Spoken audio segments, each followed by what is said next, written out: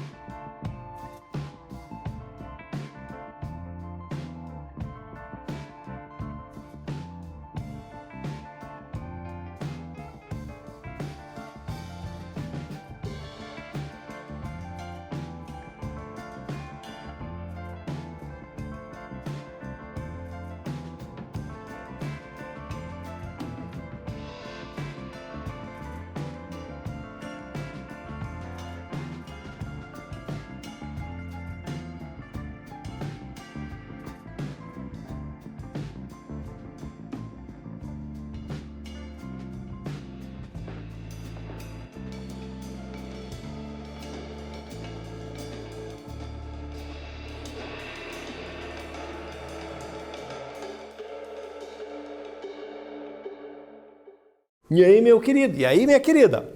Já responderam? Já encontrou ou encontraram, nós dizendo, a palavra que deixa o Armandinho incomodado? Hã? Olha, então é proibido misturar coisas no leite? Estou ralado. Como vou fazer meu Nescau? A palavra é qual? É proibido. É claro que, vamos falar de um contexto aqui. O Armandinho é um personagem muito e está envolvido sempre no contexto do nosso país, do momento que ele é produzido. Essa tirinha aqui está falando sobre o quê? Em um momento lá da nossa sociedade, ocorreu lá um crime que misturavam coisas ao leite. Então, coisas que são proibidas para aumentar o volume e que fazem mal a nós. E o Armandinho leu a reportagem e levou o pé da letra, ou seja, proibido misturar coisas no leite. Não é mistura. Ele não entendeu que era proibido misturar lá na fábrica, para contaminar o leite. E ele falou, pô, dancei, e aí como é que eu vou fazer o meu Nescau, ou todinho, seja lá qual for o achocolatado que você for tomar, Armandinho levou o pé da letra, ele esqueceu da referência da linguagem conotativa, denotativa e o local a que ele se refere, No caso aqui, não é no Nescau. O Nescau vocês podem continuar tomando à vontade aí, Vamos ler agora um artigo retirado de um modelo de regimento escolar, que vai falar de proibições. Só que proibições a quem? Aos estudantes. Se é regimento escolar, fala da escola, fala do estudante, do professor, do aluno. Esse documento é importante, é fundamental para a escola. É o cerne, é o tronco norteador da escola. É ele que vai dizer para onde que a escola deve seguir. Então, das proibições aos alunos. Artigo 16. É proibido ao aluno. O que é proibido? Vamos ver lá o inciso 4º. Utilizar em salas de aula ou demais locais de aprendizado escolar equipamentos eletrônicos, como telefones celulares, pagers, jogos portáteis, tocadores de música ou outros dispositivos de comunicação e entretenimento que perturbem o ambiente escolar ou prejudiquem o aprendizado, ressalvando para o uso para finalidades pedagógicas. Então, se o professor solicitar para utilizar um celular ou aparelho, então eu vou trazer um gravador, ou fazer uma câmera, ou um celular para fazer um vídeo, um filme, uma música, aí pode, Porque está dentro do ambiente pedagógico e com função pedagógica. Vamos observar aqui outro inciso. Inciso 5º. Ocupar-se durante a aula com qualquer atividade que lhe seja alheia. Isso é proibido também. Então, qualquer coisa que não seja pertinente à aula, não pode. Você não pode estar falando com alguém, com alguma coisa que não seja da aula. Comportar-se de maneira a perturbar o processo educativo. Nada de ficar levantando, brigando, puxando o outro, escondendo mochila. Não pode. É proibido, porque prejudica o processo educativo. Atrapalha o professor, atrapalha teu colega que está ali do lado querendo aprender e vai atrapalhar você, é óbvio, Desrespeitar, desacatar ou afrontar diretores, professores, funcionários ou colaboradores da escola. Então, qualquer pessoa que esteja ali, é proibido aos alunos desacatar. É claro, professor, só os alunos que têm proibições. Não, o professor também não pode fazer isso, o diretor também não pode desrespeitar. Claro que não. Especificamente, nós temos ali os colaboradores, desse caso aqui o artigo está falando especificamente do estudante, do aluno, não dos demais componentes da comunidade escolar. Continuando ainda aqui na proibição ao aluno.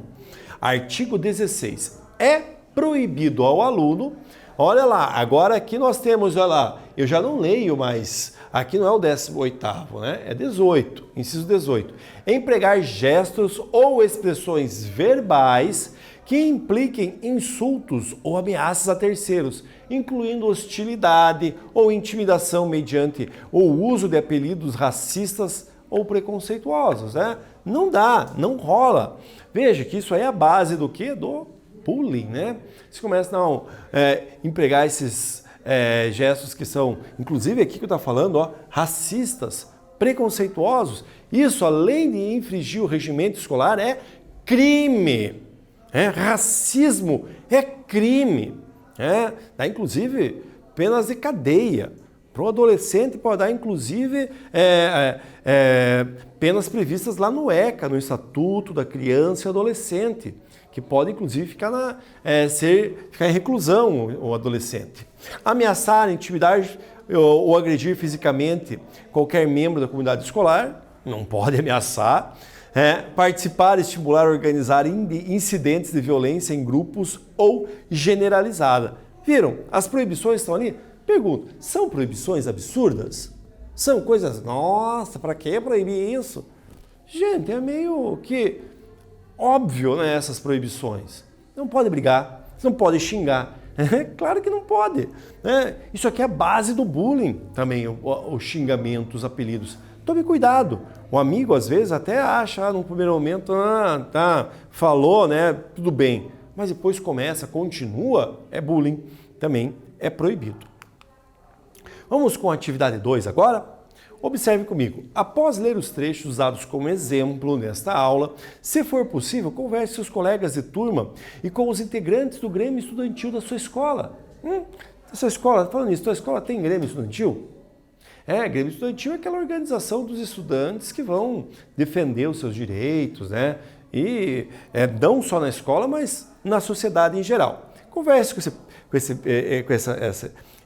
essa população, com esse povo, e nesse diálogo analisem também o capítulo sobre as proibições a estudantes do regimento escolar de onde vocês estudam, e proponham um debate para discutir se as regras proibitivas necessitam ser atualizadas ou se já atendem às necessidades de organização do ambiente coletivo. Um debate sempre é profícuo, um debate sempre é legal. É importante que ocorra isso de maneira geral. Gente, olha, é claro que vocês não vão fazer isso agora, mas eu quero que agora vocês pensem um pouquinho, né? Como será que vocês podem fazer isso? Será que vocês têm acesso a esse Grêmio Estudantil de vocês? De maneira geral, o que você acha que deveria ter na sua escola? Liste aí, por exemplo, nesse momento aí, enquanto te espera aqui, liste aí uns 2 direitos, os 2 deveres, umas 2 proibições que talvez fossem importantes vocês negociarem, conversarem com o Grêmio para levarem a direção da sua escola em algum momento. Ou tá tudo bem, hein? Vai lá, eu espero aqui enquanto você pensa nessas ideias aí para levar, e eu já retorno para auxiliar vocês na compreensão. Belezinha? Vai lá, eu fico aqui, bora lá.